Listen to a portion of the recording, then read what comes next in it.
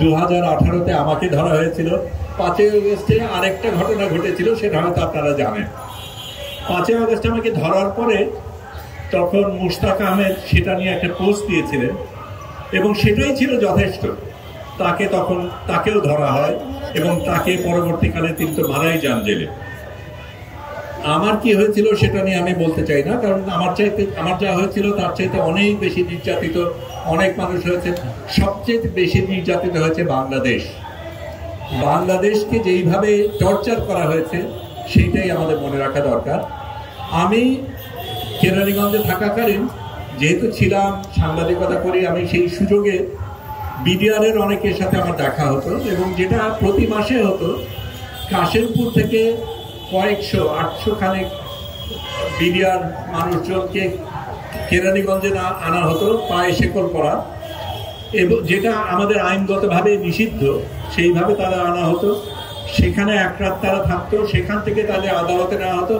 আদালতে জীবনে তারা ঢুকেনি, ওই হাজিরা দিয়ে আবার তারা ফেরত গেছে। মাসের পর মাস সেই জিনিসগুলি হয়েছে।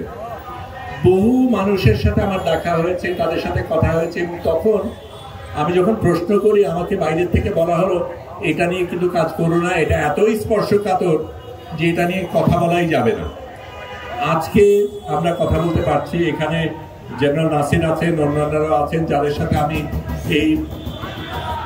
এর আগে সরকার থাকাকালীনও কথা বলেছি। আমরা বুঝতে চেষ্টা করেছি কিভাবে একটা দেশকে বিদেশের কাছে এভাবে বিকিয়ে দেওয়া যায়, এবং সেই বিকিয়ে দেওয়ার স্বার্থে এতগুলি মানুষের জান জলাঞ্জলি দেওয়া যায়, সেটা আমরা ভাবতে পারি না।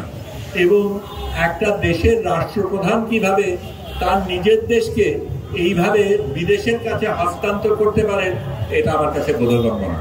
যাই হোক, আমি বক্তৃতা দিতে আসিনি, আমি শুধু বলতে এসেছি যে যেই পিলখানায় যারা মারা গেছেন, যারা এখনো জেলে আছেন, তাদের সাথে আমি তাদের সাথে আছি এটা বলার জন্য এসেছি।